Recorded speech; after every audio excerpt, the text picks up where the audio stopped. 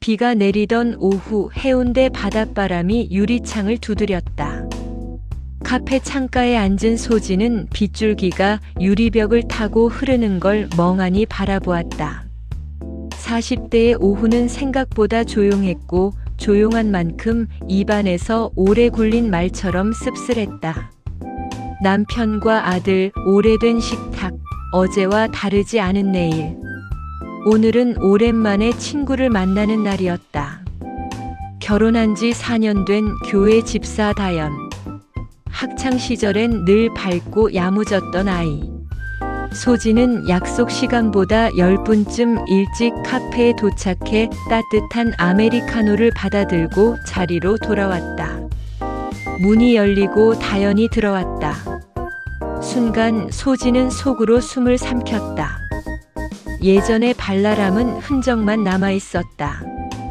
눈두덩 아래로 길게 내려앉은 그늘, 하얗게 마른 손가락, 입술 주위에 마른 금. 말없이 마주 앉은 두 사람 사이에 한동안 빗소리만 흘렀다. 언니. 다연이 컵 가장자리를 천천히 돌렸다. 나 남편이 좋아. 좋은 사람이고 성실하고. 근데 밤이 힘들어. 말끝이 작게 갈라졌다. 그 사람이 크고 길고 오래 언니, 내가 이상한 걸까? 피하고 싶다는 생각이 자꾸 들어. 샤워 소리만 나도 심장이 쿵 내려앉아. 소진은 대답 대신 고개를 끄덕였다. 위로의 고개였다. 그리고 아주 작게 호기심의 고개이기도 했다. 대화는 길게 이어졌다.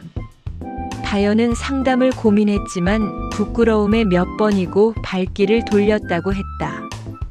교회 집사라는 이름표는 때로 위로가 되었지만 더 자주 족쇄가 되었다.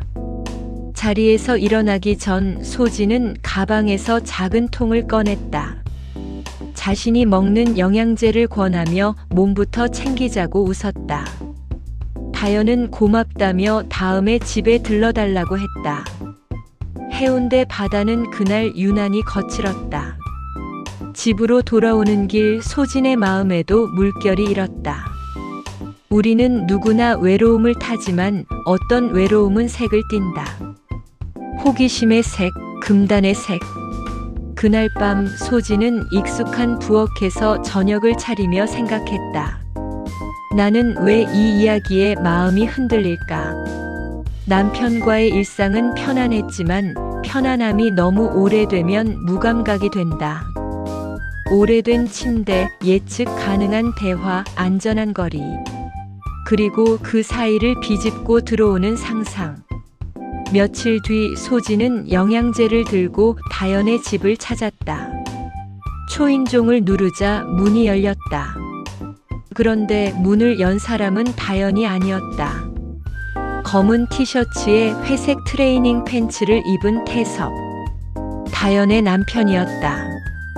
아, 오셨어요? 다연이는 오늘 교회 산행 갔어요. 오랜만인데 커피라도 드시고 가시죠. 소진은 잠깐 머뭇거렸다가 고개를 끄덕였다. 거실은 깔끔했고 바다 쪽에서 불어오는 바람이 커튼을 흔들었다.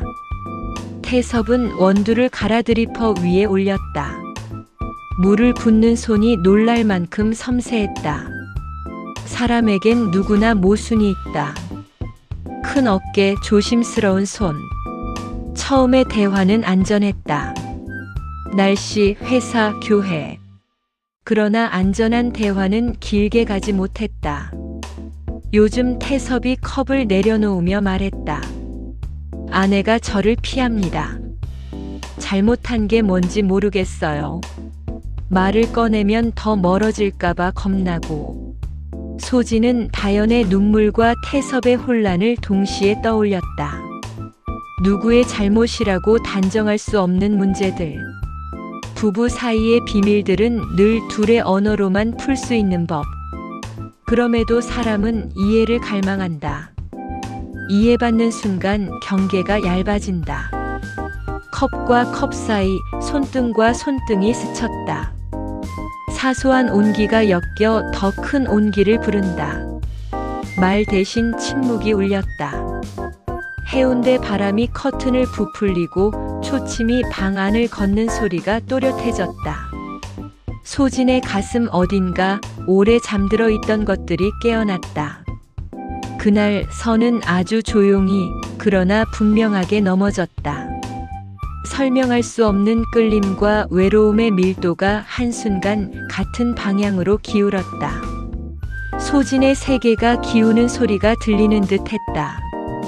누구도 박수 치지 않는 순간, 누구에게도 자랑할 수 없는 순간, 집으로 돌아온 소진은 현관 앞에서 한동안 신발을 벗지 못했다. 복도 끝, 낯익은 집 냄새가 밀려왔다. 텔레비전 소리, 설거지대의 물기, 늘 보던 소파. 평온은 여전히 그 자리에 있었지만 자신이 평온의 반대편을 보고 왔다는 사실이 몸에 남았다. 죄책감은 무거웠다. 그러나 죄책감은 때로 마취제이기도 했다. 가장 깊은 곳은 마취하지 못한다는 사실을 빼면. 그날 밤 소진은 잠들지 못했다. 두려움과 설렘이 같은 속도로 심장을 두드렸다. 반복은 쉬웠다. 인간은 익숙해지는 동물이다. 메시지는 처음보다 짧아졌고 만남은 처음보다 길어졌다. 서로의 외로움은 서로의 변명이 되었고 서로의 손길은 서로의 답이 되었다. 그러나 답처럼 보인 것들은 대개 질문이었다. 우리는 왜 여기까지 온 걸까? 돌아갈 수 있을까? 어느 날 다연이 떨리는 손으로 소진의 집 초인종을 눌렀다. 얼굴은 더 야위었고 목소리는 더 가벼웠다. 언니 태섭 오빠가 요즘 늦게 들어와. 회사가 바쁘다는데 자꾸만 나 때문인가 싶은 생각이 들어. 내가 그 사람을 힘들게 하는 걸까? 소진은 고개를 끄덕였다. 위로의 고개였다. 그리고 아주 작게 무너지는 고개이기도 했다. 다연은 의자 끝에 앉아 손을 꼭 쥐었다. 기도해도 마음이 안 가라앉아. 나 점점 망가지는 것 같아. 그날 밤 다연은 혼자 집에서 기다리다가 현관 앞에서 쓰러졌다. 머리를 부딪혀 의식을 잃었다. 늦게 들어온 태섭은 문을 열다 멈췄다. 다연. 그의 목소리가 집안을 흔들었다. 구급차 사이렌이 바다 소리 위를 가로질러 병원으로 달렸다. 응급실의 불빛은 차갑다. 차가운 불빛 아래 사람은 무너진다. 태섭은 침대 옆에서 아내의 손을 잡고 말했다. 미안해. 내 마음이 어딜 향했는지 이제야 알겠다. 복도 끝에서 창문 너머로 그 장면을 지켜보던 소진은 한 발짝도 앞으로 나아갈 수 없었다. 죄책감은 이름을 얻었다. 다연. 그리고 자신. 어떤 사건은 경고장처럼 도착한다. 더 늦기 전에 끝내라고, 더 깊기 전에 돌아가라고. 소진은 집으로 돌아오는 택시 안에서 폰을 열어 이름 없는 연락처 하나를 지웠다. 마음속에 그보다 훨씬 많은 것들이 함께 지워졌다. 태섭도 밤새 병실 의자에서 졸다 깬 새벽에 다짐했다.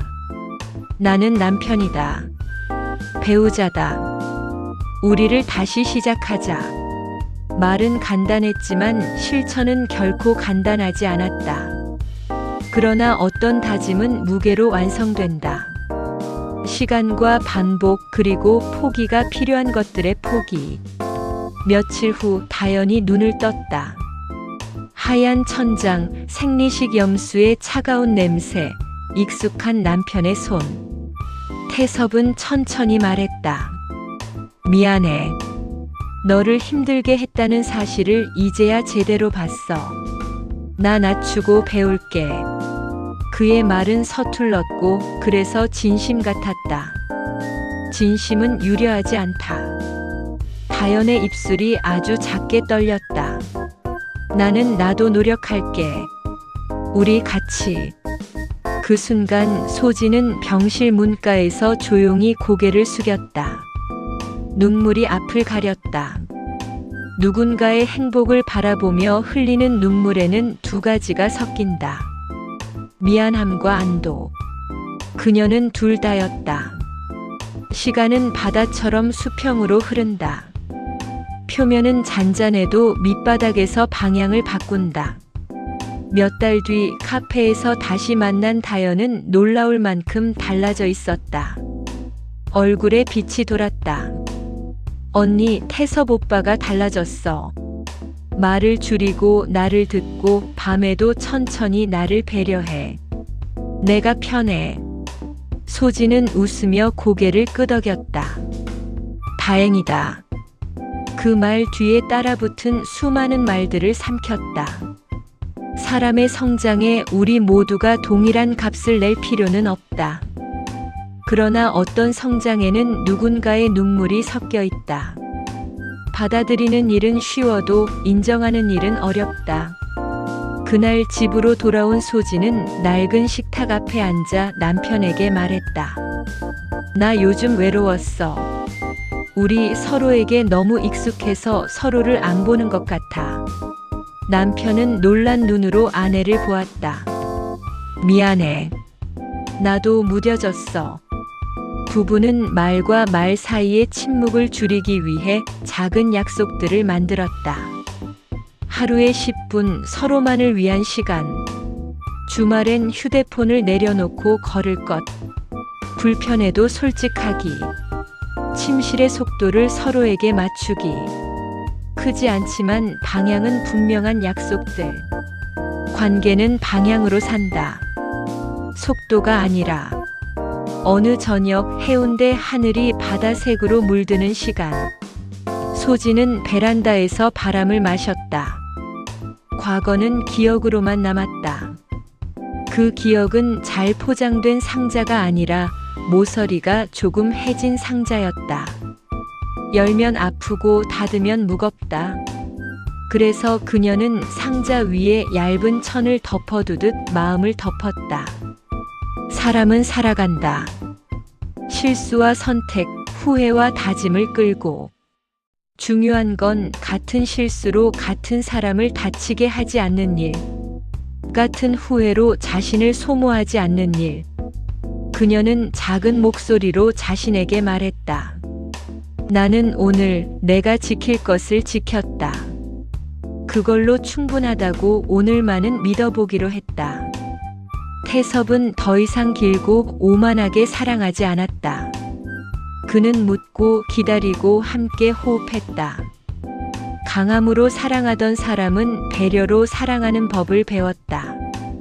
배려는 약함이 아니라 다른 형태의 강함이라는 걸 알게 되었다. 다연은 여전히 교회에 다녔다. 그러나 이번에는 체면이 아니라 마음으로.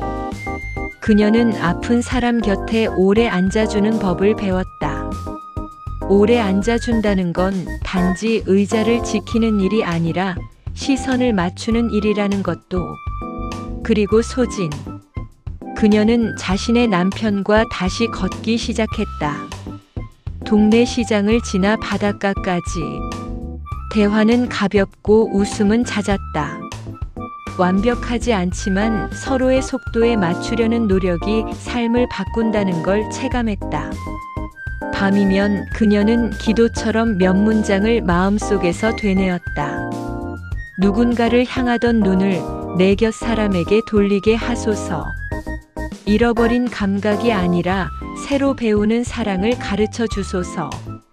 어떤 사랑은 금지라서 달콤하고 어떤 깨달음은 뒤늦어서 선명하다. 그러나 달콤함은 오래가지 못하고 선명함은 책임을 부른다. 우리는 늘 선택의 강가에 서 있다. 대가를 알면서도 발을 담글 것인가, 아니면 물소리를 들으며 방향을 바꿀 것인가. 이 이야기는 한 번의 흔들림이 어떻게 새로운 방향을 낳는지에 관한 기록이다. 비밀은 끝났고 삶은 계속되었다. 끝은 종종 시작의 다른 이름이었다. 에필로그.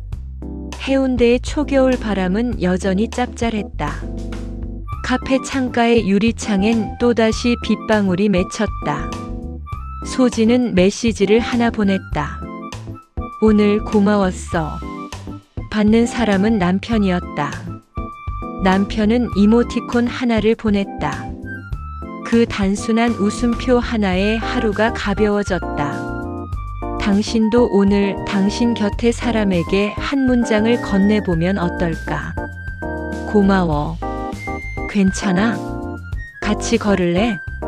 사랑은 거창함이 아니라 반복 가능한 다정함에서 자란다. 그리고 그 다정함이 때로는 우리를 어디로든 데려다 준다. 다시 집으로. 우리가 돌아가야 할 바로 그 자리로. 여러분, 오늘 이야기 어떠셨어요?